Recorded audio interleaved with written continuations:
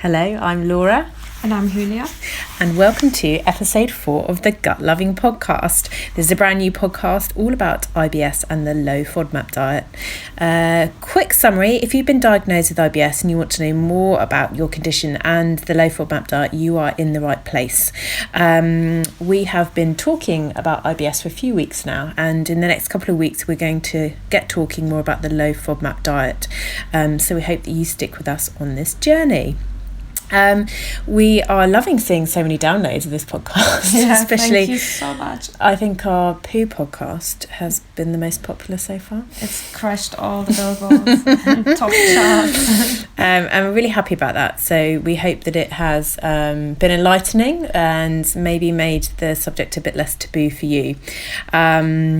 If you are loving the podcast or if you're enjoying it, we would absolutely love it if you would give us a review on iTunes and share it with anyone that you think might benefit. So, before we get stuck into this week's topic, what's been going on in your world? Any FODMAP news for us? Or? Yeah, some really good FODMAP news actually. So Laura and I, we both live in London, UK, and there is one of the biggest newspapers that is distributed for the whole of London, I guess. You know, I don't know how many millions copies. Lots of papers. Yeah, they have every evening, and I was featured today with Amazing. my story. So I was pretty shocked because it was a long article about me and the fact that I've got IBS and how I manage it and how I do like events, and I mean I share recipes and video recipes as well on my social media. And if anyone's listening is interested in this, Huelya's company is called Sezamee, and she started that after struggling to find foods that were suitable for you on the diet. And if you take a check of the show notes, all of her social details are there in terms of Instagram, and so you can pop on and have a look and join that community as well.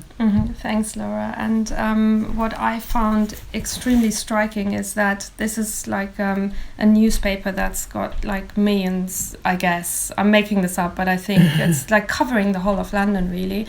And I found it delighted that this journalist was really, really keen on sharing the low FODMAP story and the fact that somebody like me having IBS is struggling, just to say, guys, we are not alone, and people start talking about it. Yeah, I am absolutely thrilled by that. Yeah, and it's great. I cannot thank the journalist enough really to make that public. So that's good. Yeah, so if you're interested in Sezamee and FODMAP friendly supper clubs, do drop over to the socials.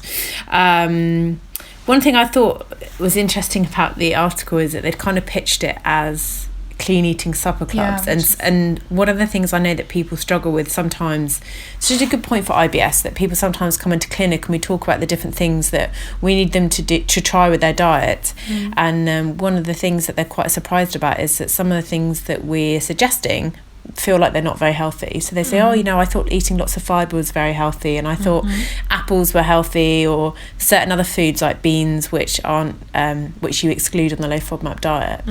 And so when we're talking about IBS, it's not necessarily about foods being unhealthy or healthy, or certainly that, you know, there is a conversation around that. But when we're talking about changing your diet, some of the things that we're talking about is to help you manage your symptoms, and that might seem like it's in contradiction to some healthy eating guidelines.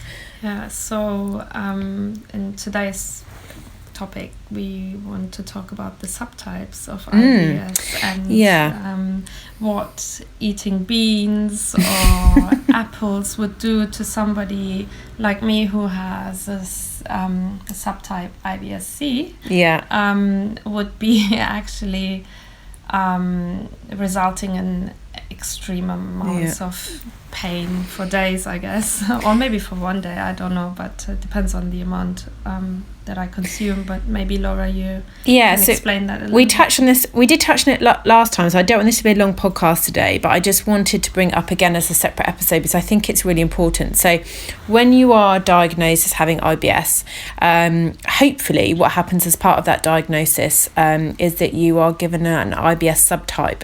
So basically that means it's sort of based on your predominant symptom. So, for example, if you had IBS but your stools were predominantly constipated, you would it would be labelled IBS-C, so IBS constipation. If your stools were predominantly loose and watery and you were sort of more having diarrhea type stools, it would be IBS-D. And if you're having a mixed pattern, so there's really sort of quite, fairly equal amounts of diarrhea and constipation, you'd get what they call IBS-M or IBS mixed pattern. And in some cases, when it doesn't seem clear at all, they might call it IBS-U, and that's IBS unspecified. Okay. Now, did you know about this right from the start with your IBS? Yeah, interesting question. I thought about that earlier, and then I thought, how did I actually go to the doctor? So I think I didn't know anything about IBS, and I went to the doctors to say something's wrong with my tummy. And how it works here in the UK is that you go to the GP and then you get a referral to a specialist.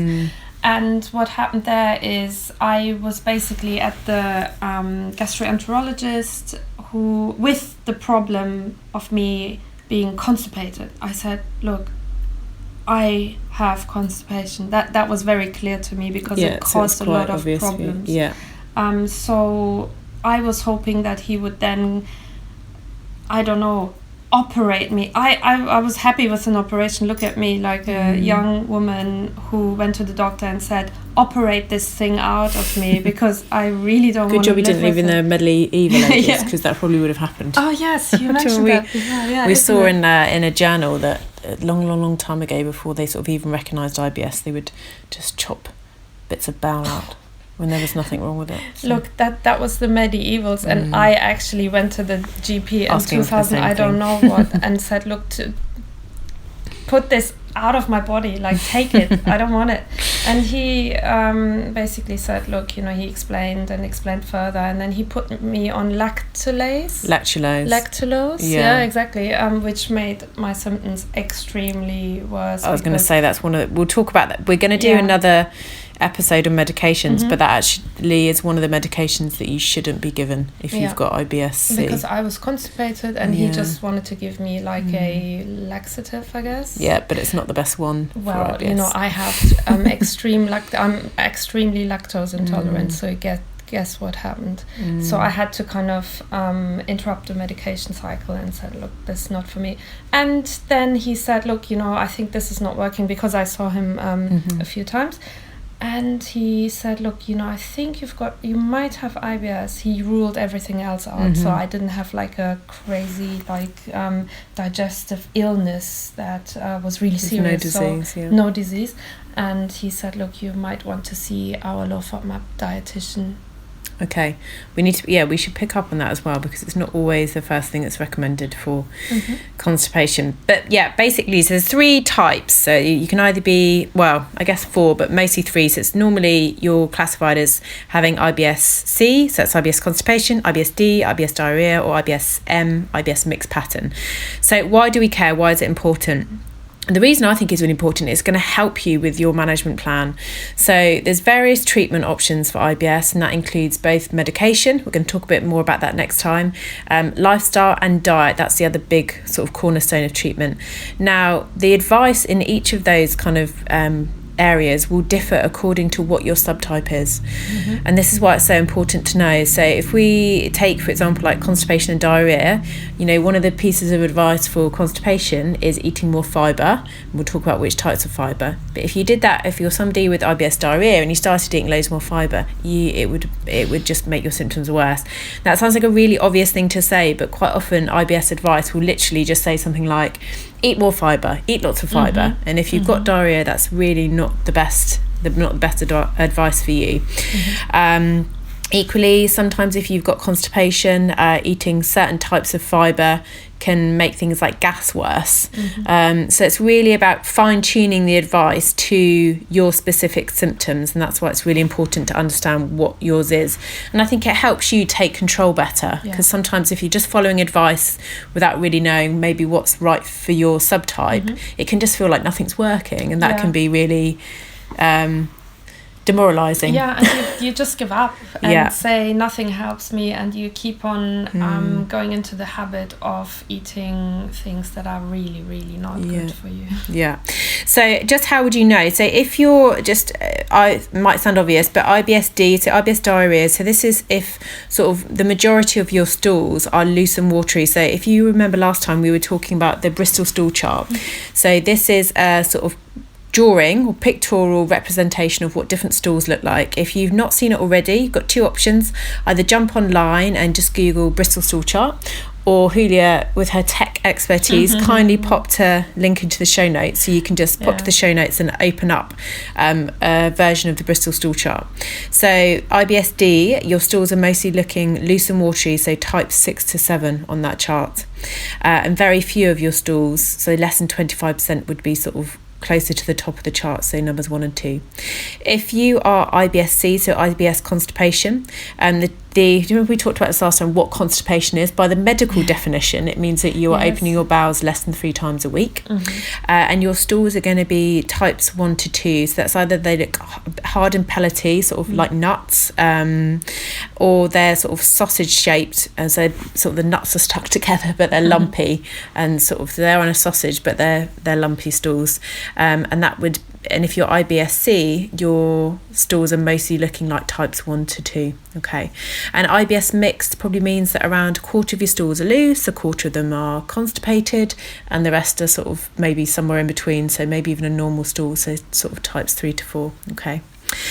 If this just feels like you've got no idea, my advice to you would be to keep a stool diary. So just keep just a note for a couple of weeks on how often you're opening your bowels and what your poos are like when you do have them.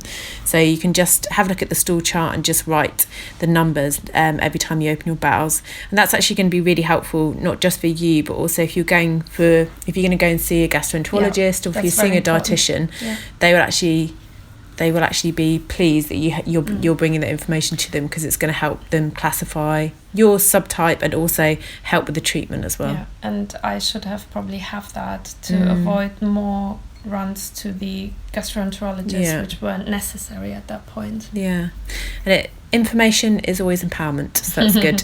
So we're going to keep this short. It's only it's still been quite long, 12 minutes. But I just wanted to touch on it because we're now going to start talking about various treatment options for IBS, and you're going to be much better informed if you know what your subtype is. Okay, so thanks for listening, and we hope you will join us next time. See you next time.